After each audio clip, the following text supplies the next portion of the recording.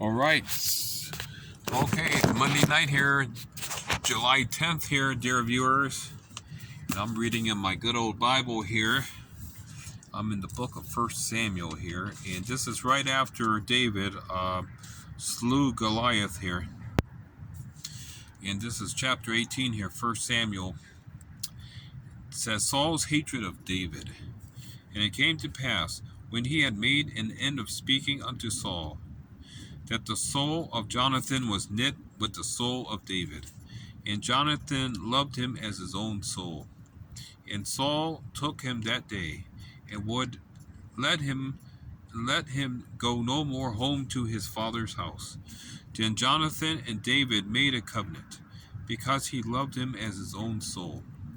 And Jonathan stripped himself of the robe that was upon him, and gave it to David, and his garments, even to his sword, and to his bow, and to his girdle. And David went out whithersoever Saul sent him, and behaved himself wisely. And Saul set him over the men of war. And he was accepted in the sight of all the people, and also in the sight of Saul's servants.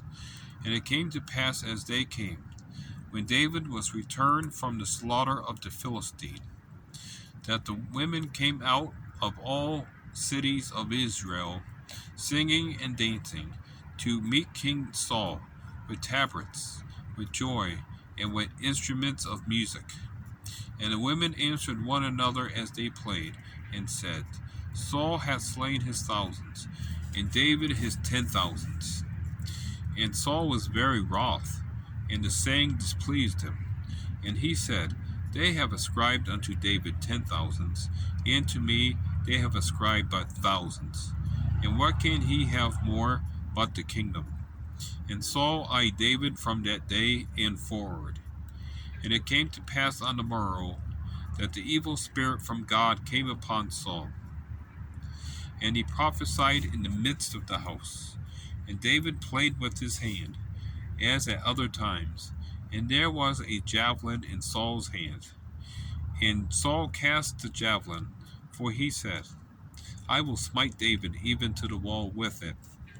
And David avoided out of his presence twice. And Saul was afraid of David, because the Lord was with him, and was departed from Saul. Therefore Saul removed him from him, and made him his captain over 1,000. And he went out and came in before the people. And David behaved himself wisely in all his ways, and the Lord was with him. Wherefore, when Saul saw that he behaved himself very wisely, he was afraid of him. But all Israel and Judah loved David, because he went out and came in before them. And Saul said to David, Behold, my older daughter Merab, her will I give thee to wife. Only be thou valiant for me, and fight the Lord's battles. For Saul said, Let not mine hand be upon him, but let the hand of the Philistines be upon him. So Saul had an alternative motive here of giving David his firstborn daughter here. And David said unto Saul, Who am I, and what is my life, or my father's family in Israel, that I should be son-in-law to the king? But it came to pass at the time when Merab, Saul's daughter, should have been given to David, that she was given unto Adriel the Meholathite to wife. And Michal, Saul's daughter, loved David. And they told Saul, and the thing pleased him. And Saul said, I will give him her, that she may be a snare to him, and that the hand of the Philistines may be against him. Wherefore Saul said to David, Thou shalt this day be my son-in-law of one of the twain. And Saul commanded his servants, saying, Commune with David secretly, and say, Behold, the king hath delight in thee, and all his servants love thee. Now therefore be the king's son-in-law. And Saul's servants spake those words in the ears of David. And David said, Seemeth it to you a light thing to be a king's son-in-law, seeing that I am a poor man and lightly esteemed? And the servants of Saul told him, saying, On this manner spake David. And Saul said, Thus shall ye say to David, The king desireth not any dowry, but 100 foreskins of the Philistines, to be avenged of the king's enemies. But Saul thought to make David fall by the hand of the Philistines. And when his servants told David these words, it pleased David well to be the king's son-in-law, and the days were not expired. Wherefore David arose and went, he and his men, and slew of the Philistines 200 men. And David brought their foreskins, and they gave them in full tale to the king, that he might be the king's son-in-law. And Saul gave him Michal, his daughter, to wife. And Saul saw and knew that the Lord was with David, and that Michal, Saul's daughter, loved him. And Saul was yet the more afraid of David, and Saul became David's enemy continually. Then the princes of the Philistines went forth, and it came to pass, after they went forth, that David behaved himself more wisely than all the servants of Saul, so that his name was much set by. And where's my little thingy here? Get ye back. Have a warm night tonight. Get a warm night.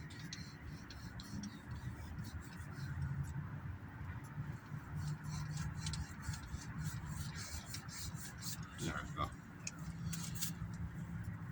Okay. Saul tries to kill David. And Saul spake to Jonathan his son, and to all his servants, that they should kill David. But Jonathan, Saul's son, delighted much in David. And Jonathan told David, saying, Saul my father seeketh to kill thee. Now therefore, I pray thee, take heed to thyself until the morning, and abide in a secret place, and hide thyself. And I will go out and stand beside my father in the field where thou art, and I will commune with my father of thee. And what I see, that will I tell thee. And Jonathan spake good of David unto Saul his father, and said unto him, Let not the king sin against his servant, against David, because he hath not sinned against thee, and because his works have been to thee word very good. For he did put his life in his hand, and slew the Philistine. And the Lord wrought a great salvation for all Israel. Thou sawest it, and didst rejoice. Wherefore then wilt thou sin against innocent blood, to slay David without a cause? And Saul hearkened unto the voice of Jonathan, and Saul sware, As the Lord liveth, he shall not be slain. And Jonathan called David, and Jonathan showed him all those things. And Jonathan brought David to Saul, and he was in his presence, as in times past. And there was war again, and David went out, and fought with the Philistines, and slew them with a great slaughter, and they fled from him. And the evil spirit from the Lord was upon Saul, as he sat in his house with his javelin in his hand. And David played with his hand. And Saul sought to smite David even to the wall with the javelin, but he slipped away out of Saul's presence. And he smote the javelin into the wall. And David fled and escaped that night.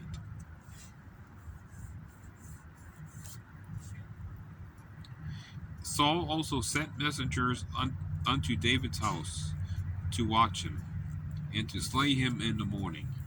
And Michal, David's wife, told him, saying, If thou save not thy life tonight, tomorrow thou shalt be slain.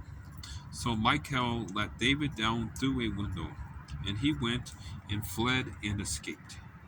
And Michal took an image and laid it in the bed, and put a pillow of goat's hair for his bolster, and covered it with a cloth. And when Saul sent messengers to take David, she said, "He is sick." And David sent the messengers again to see David, saying, "Bring him up to me in the bed, that I may slay him." And when the messengers were come in, behold, there was an image in the bed, with a pillow of goat's hair for his bolster. And Saul said unto Michal, "Why hast thou deceived me so, and sent away mine enemy, that he is escaped?" And Michal answered Saul, "He said unto me, Let me go. Why should I kill thee?" So David fled and escaped, and came to Samuel to Ramah, and told him all that Saul had done to him. And he and Samuel went and dwelt at Naioth. And it was told Saul, saying, "Behold, David is at Naioth in Ramah." And Saul sent messengers to take David. And when they saw the company of the prophets prophesying, and Samuel standing as appointed over them, the Spirit of God was upon the messengers of Saul. And they also prophesied. And when it was told Saul, he sent other messengers, and they prophesied likewise. And Saul sent messengers again the third time, and they prophesied also. Then went he also to Ramah, and came to a great well that is in Seeketh. And he asked and said, Where are Samuel and David? And one said, Behold, they be at Naioth in Ramah. And he went thither to Naioth in Ramah. And the Spirit of God was upon him also. And he went on and prophesied until he came to Naioth in Ramah. And he stripped off his clothes also, and prophesied before Samuel in like manner, and lay down naked all that day and all that night. Wherefore they say, Is Saul also among the prophets? David and Jonathan. And David fled from Naioth in Ramah, and came and said before Jonathan, What have I done? What is mine iniquity? And what is my sin before thy father, that he seeketh my life? And he said unto him, God forbid, thou shalt not die. Behold, my father will do nothing, either great or small, but that he will show it me. And why should my father hide this thing from me? It is not so. And David swore moreover, and said, Thy father certainly knoweth that I have found grace in thine eyes. And he saith, Let not Jonathan know this, lest he be grieved. But truly as the Lord liveth, and as thy soul liveth, there is but a step between me and death. Then said Jonathan unto David, Whatsoever thy soul desireth, I will even do it for thee. And David said unto Jonathan, Behold, tomorrow is the new moon, and I should not fail to sit with the king at meat. But let me go, that I may hide myself in the field unto the third day at even. If thy father at all miss me, then say, David earnestly asked leave of me that he might run to Bethlehem, his city, for there is a yearly sacrifice there for all the family. If he say thus, It is well, thy servant shall have peace. But if he be very wroth, then be sure that evil is determined by him.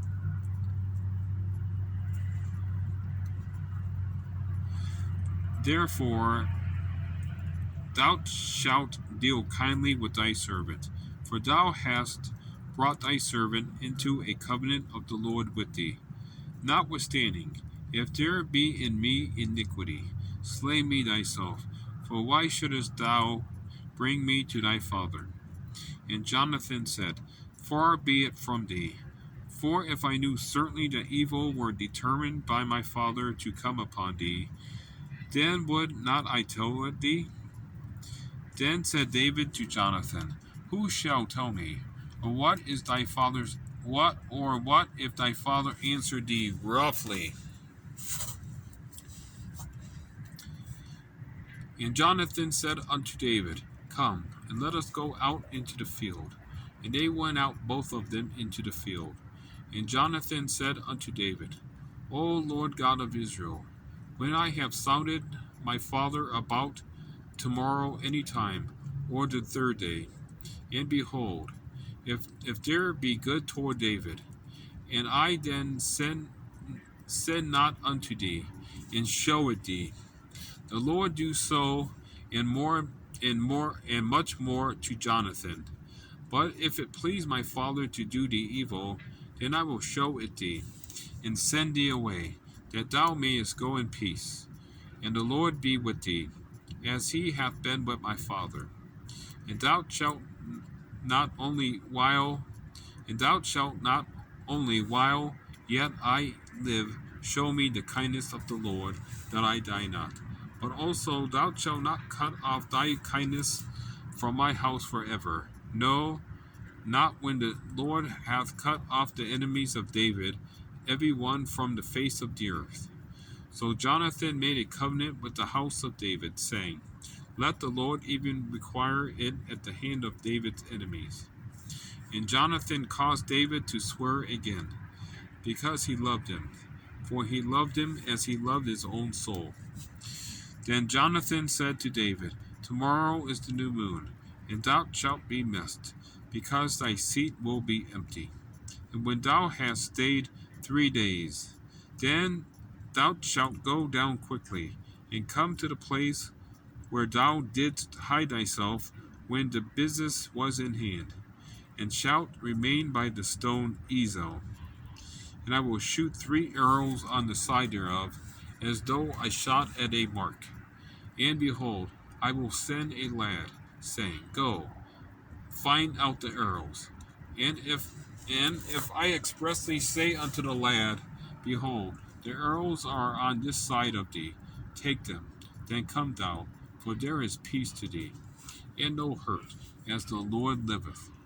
But if I say thus to the young man, Behold, the arrows are beyond thee, go thy way, for the Lord hath sent thee away. And as touching the matter which thou and I have spoken of, behold, the Lord be between thee and me forever. So David hid himself in the field, and when the new moon was come, the king sat him down to eat meat. And the king sat upon his seat, as at other times, even upon a seat by the wall. And Jonathan arose, and Abner sat by Saul's side, and David's place was empty. Nevertheless, Saul spake not anything that day, for he thought, Something hath befallen him. He is not clean. Surely he is not clean.